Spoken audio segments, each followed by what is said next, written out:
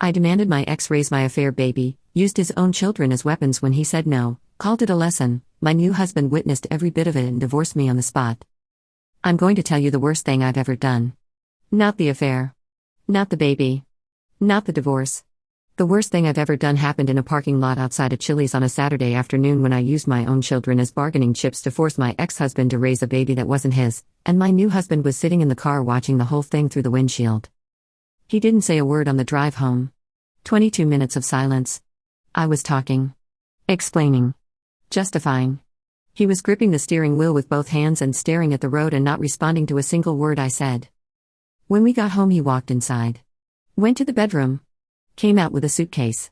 Already packed. Like he'd been thinking about it. Like the parking lot wasn't the beginning.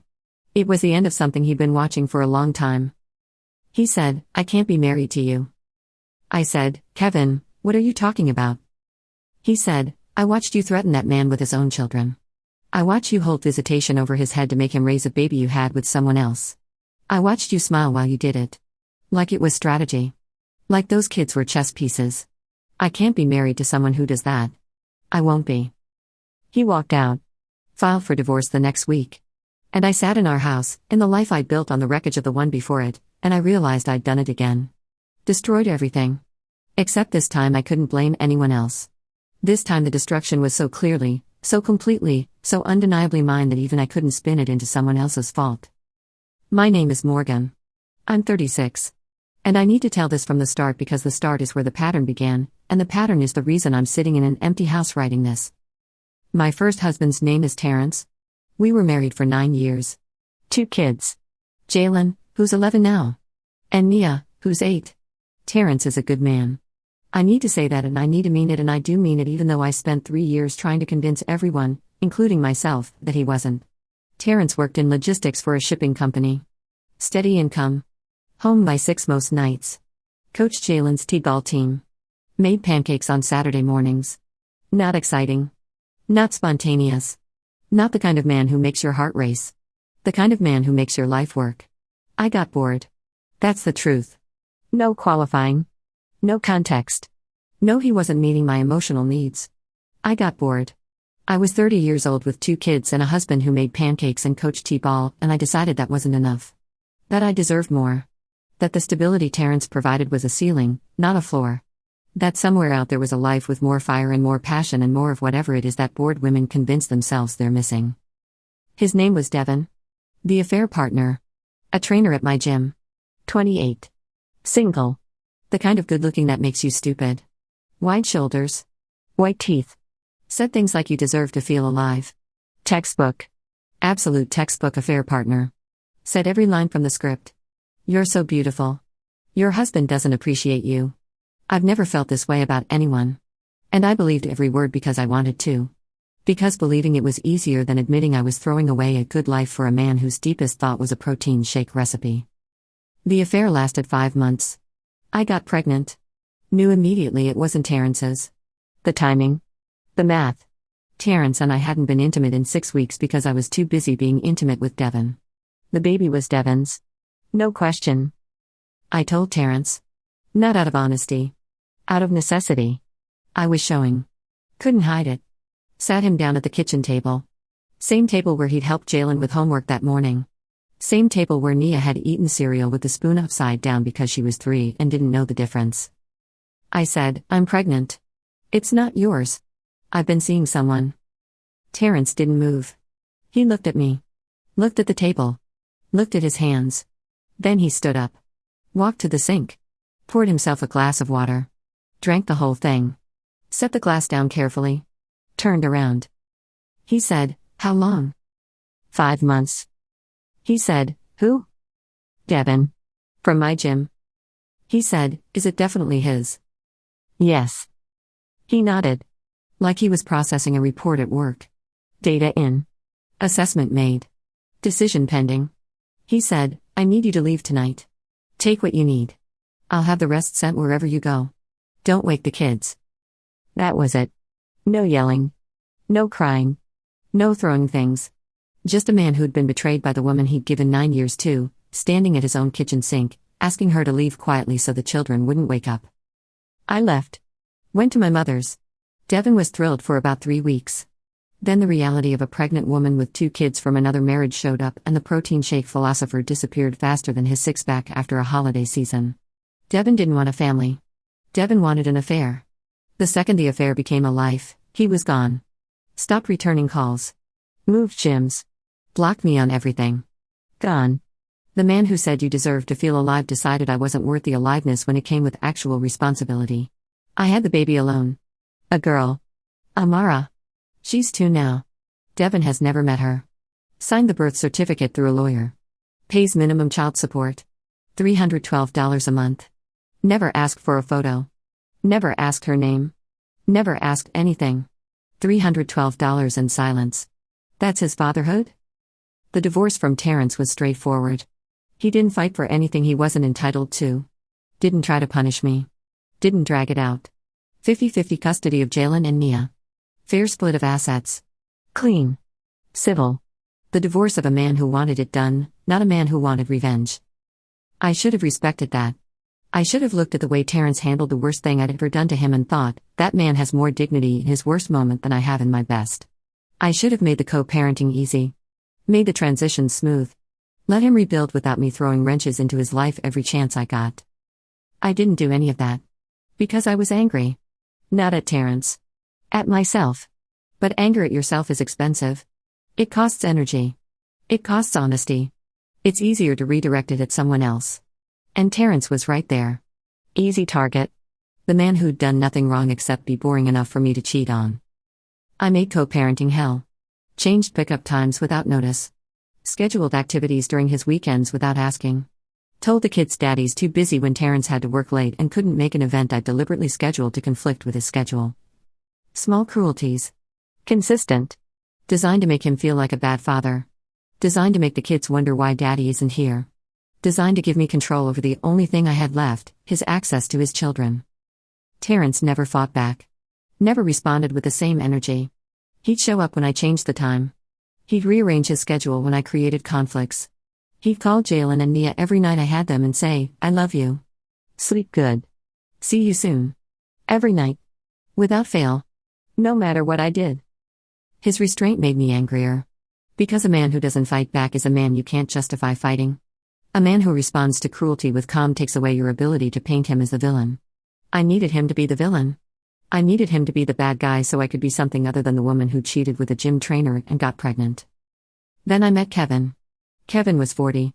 Divorced. No kids. Financial planner. Solid. Stable. The kind of man I should have appreciated the first time around but didn't because I was 30 and stupid. Kevin was different because Kevin didn't know the old me. He met me post-divorce. Single mother of 3. Working. Rebuilding. The narrative I'd constructed was sympathetic. My marriage ended. It was painful. I'm focusing on my kids. Kevin bought it. Fell in love with the version of me I presented.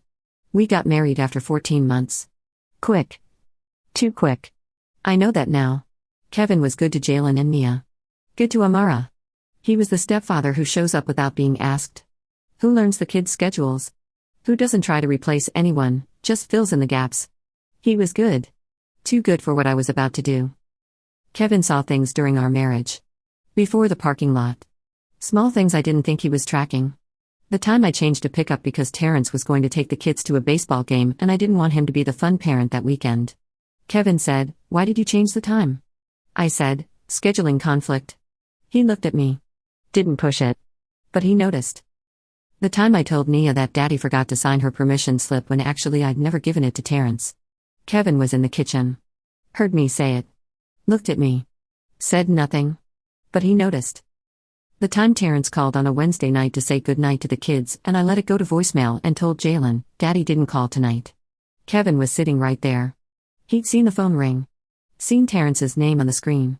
Seen me decline it. Seen me lie to an 11-year-old about his father. Kevin noticed everything. He just didn't say anything. Because Kevin is the kind of man who observes before he acts. Who collects data before he makes a decision. Who packs a suitcase before a Chili's parking lot because he already knows what he's going to see. He just needs the confirmation. The parking lot was a confirmation. 6 months into the marriage. Amara was getting older. More expensive. Devon's $312 wasn't covering anything. Daycare alone was $1,400 a month. I was drowning. Kevin helped, but Kevin's money was Kevin's money, and I was too proud to let him carry everything. So my brain, my selfish, manipulative, broken brain, came up with a solution.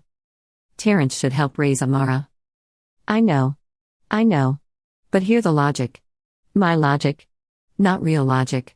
The logic of a woman who'd spent 3 years using her children as leverage and had gotten so comfortable with it that it felt normal. The logic was, Terrance already has 50-50 custody of Jalen and Nia. Amara is their half-sister. It would be confusing for Jalen and Nia to go to Daddy's house without Amara. Better for everyone if Amara goes too. And if Amara goes, Terrance should contribute to her expenses. Not because she's his. Because she's part of the package. That's what I told myself. That's the lie I built. And I believed it enough to act on it. I called Terrance.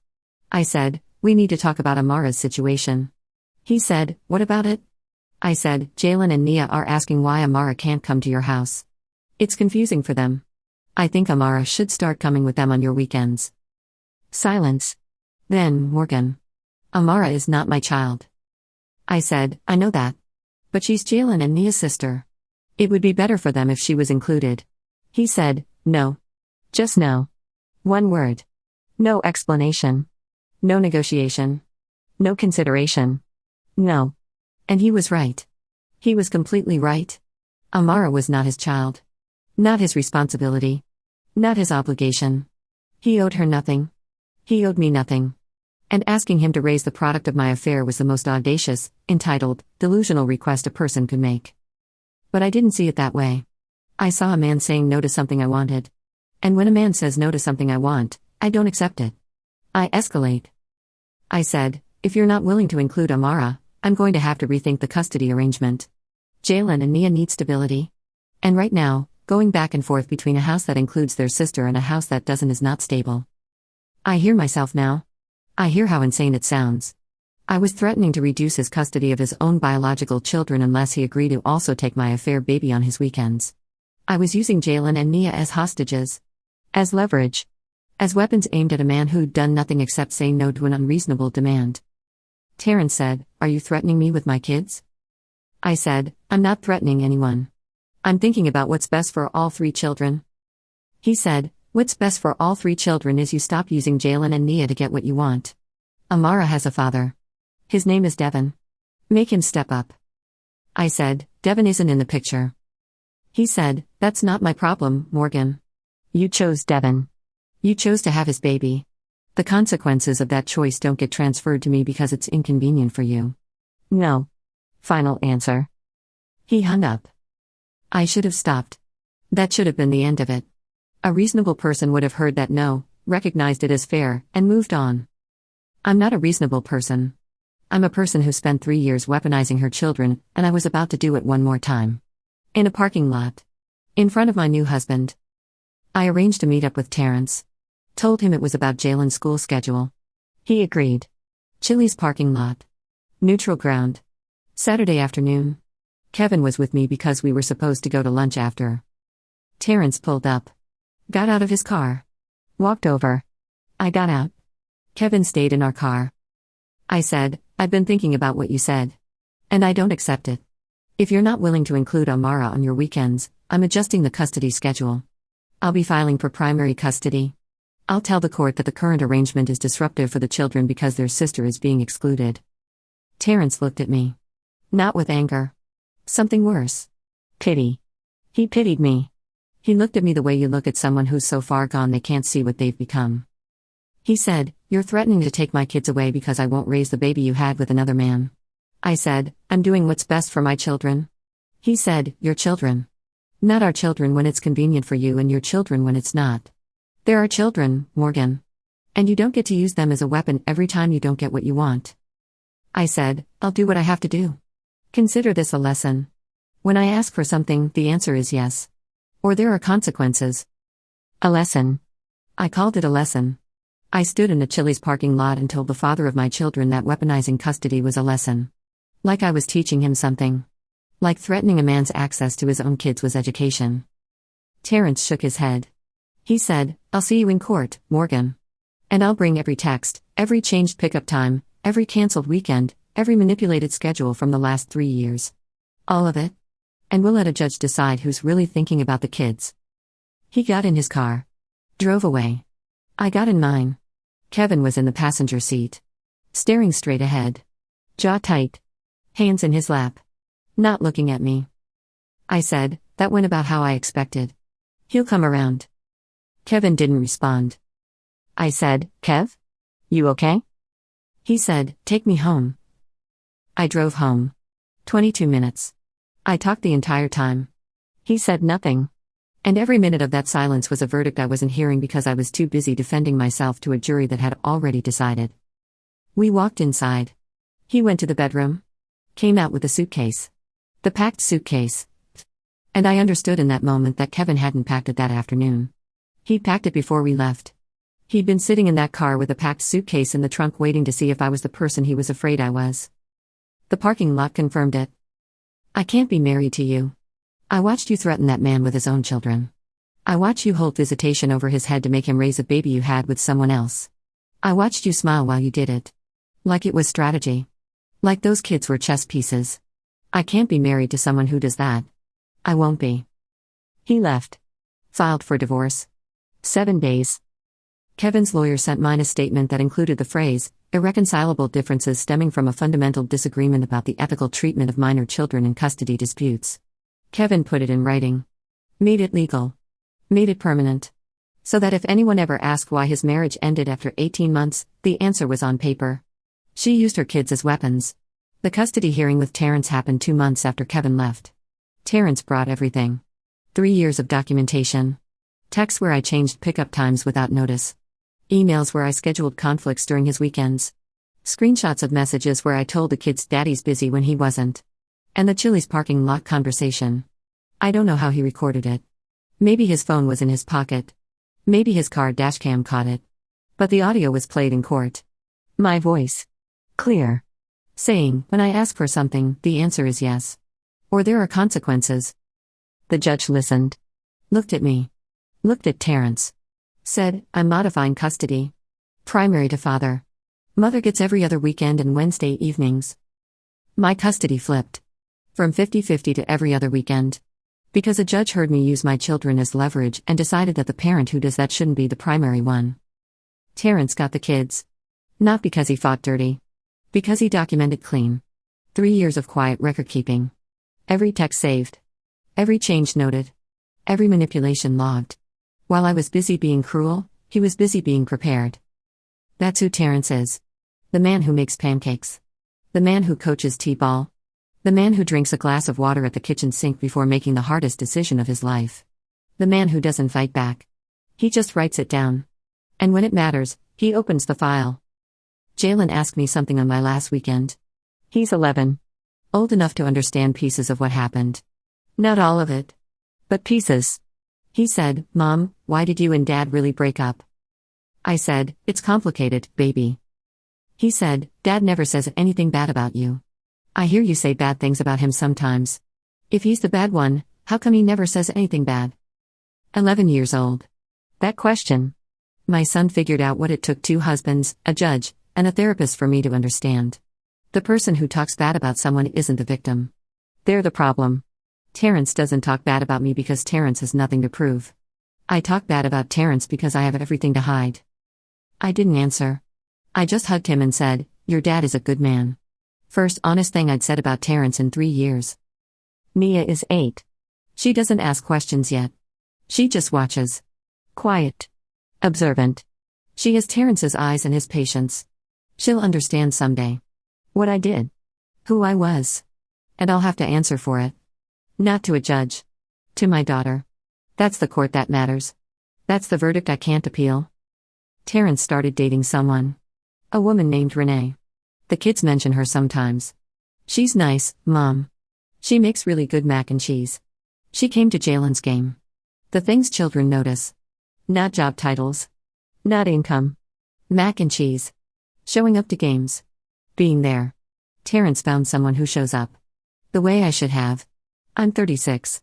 Divorced twice. 2 ex-husbands who are better off without me. 3 children, One of whom was fathered by a man who pays $312 a month and has never seen her face. Custody reduced to every other weekend because a judge heard me threaten a father in a parking lot. An empty house that used to have Kevin in it. A reputation in my own family that I can see in my mother's eyes every time she looks at me and doesn't say what she's thinking. My mother said one thing. After Kevin left. After the custody ruling. After everything. She said, "Morgan, when are you going to stop making everyone else pay for your mistakes?" I didn't have an answer. I still don't. My therapist asked me last week, "What do you actually want?" I said, "I want my kids back." She said, "What are you willing to change to get that?" I said, "Everything." She said, "Start with the truth. Stop performing. Stop manipulating. Stop treating people like obstacles between you and what you want. Start treating them like people." I'm trying. I need to be honest about the trying. It's slow. It's ugly. It doesn't come natural to me because manipulation has been my default setting for so long that honesty feels like a foreign language. But I'm trying. Because Jalen is 11 and he's starting to understand what happened. He's starting to ask questions. And the answers I give him now will determine whether he grows up to be a man like Terrance or a woman like me. I want him to be like Terrance. Steady. Patient. Dignified. The man who drinks a glass of water before responding. The man who doesn't fight back because he doesn't need to. The man who shows up for his kids every single day even when their mother is making it as hard as possible. That man deserved better than me. Kevin deserved better than me. My children deserve better than what I've been. I demanded my ex raise my affair baby. Used his children as weapons when he said no. Called it a lesson. The only person who learned anything was me. And the lesson is this: you can manipulate people into doing what you want. You can use children as leverage. You can threaten and control and weaponize love. And it works. For a while. Until someone sits in a car and watches you do it. Until a judge hears you say it out loud. Until every person you've ever manipulated has enough evidence to prove who you really are. Then you're alone. In a house that's too quiet. With a custody schedule you earned. That's my lesson. I learned it in a Chili's parking lot. And I'm still paying for it.